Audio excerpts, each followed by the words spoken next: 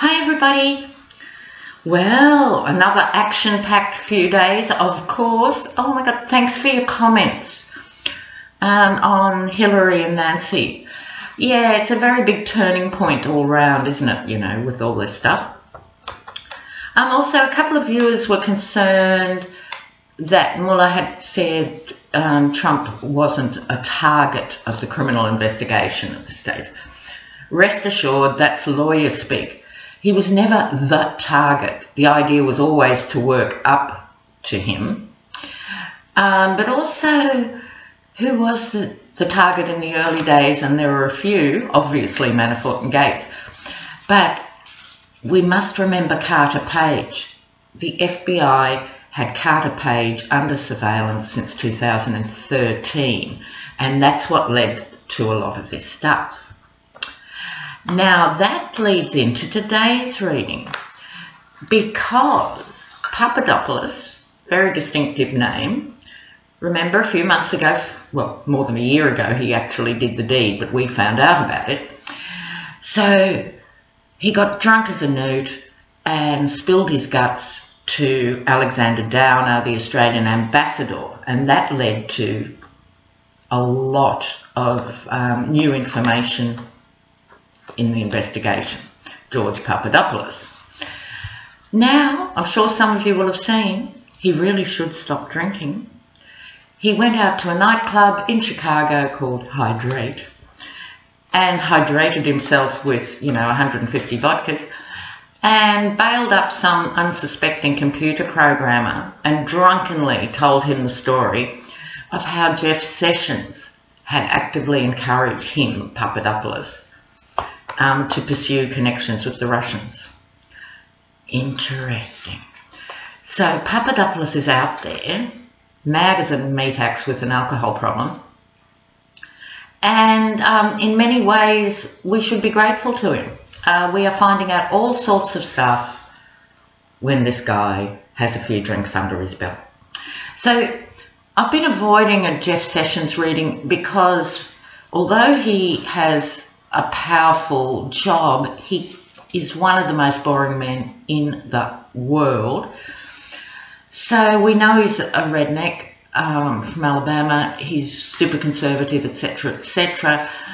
But there's been muttering since the beginning of all of this stuff. How much did Sessions know and when did he know it? Right, so this goes back to the Michael Flynn stuff. It goes right back, and lest we forget, he was the first Republican, I think, if I've got this right, to endorse Trump. So Jeff Sessions has a lot to answer for in this lifetime and the next. So out with the toss deck, on we go. Jeff Sessions. Jeff Sessions. What's going to happen with Jeff Sessions?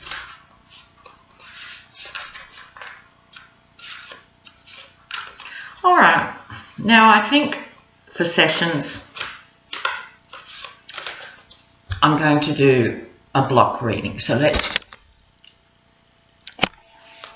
see what happens here. So a moment to pull out these cards. And here we go. Oh, they're so huge.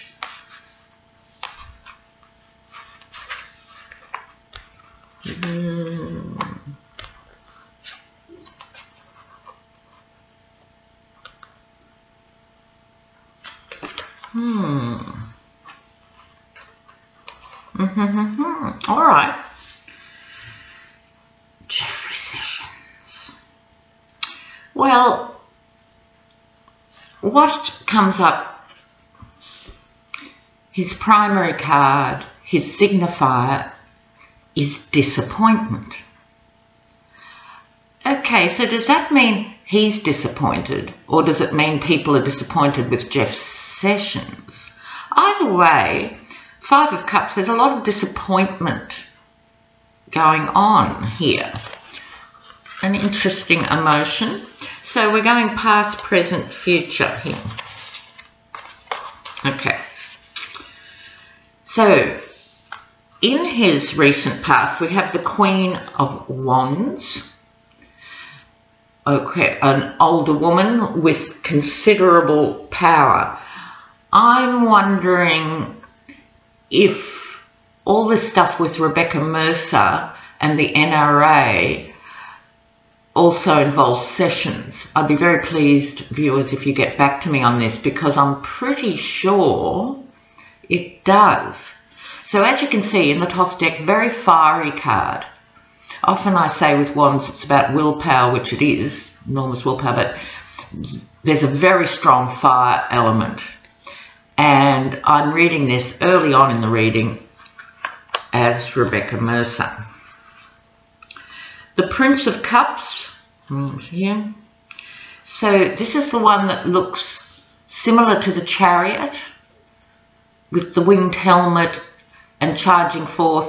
He, as a judge, he was renowned for being very, very, very harsh in so many things. Because it's cups, he is also more emotionally driven than is obvious. It's very interesting in men's readings when you get the cups card, because I'm a sociologist, so we look at gender and how people, what we call perform gender and so forth. And because he's from Alabama and the Deep South and what that represents for masculinity, but actually he's emotionally driven, but his role as a judge gave him a very masculine output, a very judgmental output for that emotional energy. Immediate past, this is the card that is represented in the Rider-Waite as more integration and temperance. So I'm thinking here, this is him having to pull his head in. During all that time he was abused so severely by Trump. So if you look at the emotion card, again, this is recent past, no one can help but be sort of thrown by being attacked to that extent, and it did affect him, but he stood his ground and weathered the storm. Personally, I think he made a big mistake not going when he had the moral high ground, and he would have had public sympathy and he might not get so caught up in these further allegations, but he decided to stay because he's a stubborn little fucker, and so be it. Now we come to the current Hermit. We're not hearing much from Jeff Sessions. Remember, in the early months of the administration his name was everywhere. Now not so much. He's keeping a lower profile because he was wounded by those assaults. Okay, so he's hermiting. Prince of Swords. In many ways, I see this whole reading as hinging on this card, right, the Prince of Cups, his emotional state. This is another powerful card, the Prince of Swords. So he's waiting out Trump on some level, and he's actually sharpening his own swords. So while justice might be coming for him, he is not going to let Trump get away with the personal slights. Politically, he's been a marshmallow and let him get away, and he's actually been an enabler. But I'm talking personal here. And he has some dirt on Trump. He would have a lot of dirt on Trump. We're still in his current column, headed by disappointment and underpinned by failure. Oh, Jeff, not so successful. You should have resigned last year.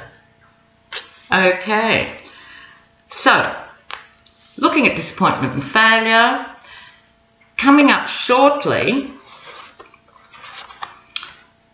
he's in for more strife. So we have here the Three of Wands, which in the top deck is virtue. He hides behind almost a choir boy appearance of virtue. I'm just doing what's right and decent for America. No, you're not. You're a malicious little turd. And so this is his shield in some way of pretending to be virtuous. To a certain extent it works. This is the card of Dominion. So this is not a new way of operating for Jeff Sessions.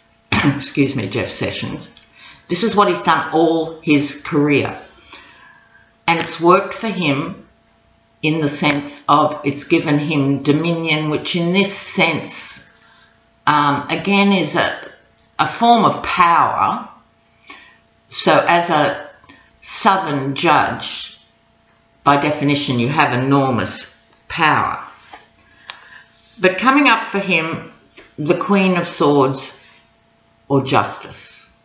So what I think is going to do him in, as this plays out legally, this is very much a legal woman. I'd be very interested to see the gender makeup of Miller's team, you know. I'd really like to see that. This is a woman of judicial power. This isn't one of the Rebecca Mercers or the powerful women in the straightforward political domain. This is a woman of justice, and she is going to, or is already perhaps, overlooking the legal implications for Sessions and what's happening here. Now, because we come back to the beginning, because of Papadopoulos's drunken raves, that has to have a ripple effect back through the investigation. So just keep an eye out for Jeff Sessions and we'll see what unfolds for him. I'm going to do another reading just now to upload for you on Julian Assange and WikiLeaks. Okay guys, so that's Jeff Sessions. Ugh. Alright, thank you so much for the donations. If anyone else wants to donate, please donate. I would really appreciate that. And don't forget, private readings, you can email me on the video. Okay, bye.